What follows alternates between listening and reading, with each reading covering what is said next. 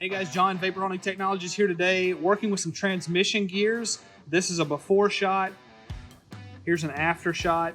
It's not the same gear, I know, but the gears look identical. They came from the same transmission, so they were all burnt.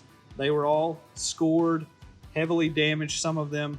But this is what vapor honing can do. It can not only clean external parts such as aluminum, brass, but it can also clean internals as well, such as these steel items. And it's going to elevate the product that you produce, whether you're offering services, any type of repair work. It's going to take you a little bit of extra time, but it's going to pay off in the end because you could charge more for those services. And just wanted to show you this example. So if you guys have questions, give us a call, shoot us an email. We're always here and happy to help create a process that fits your needs. And as always, guys, thanks for watching.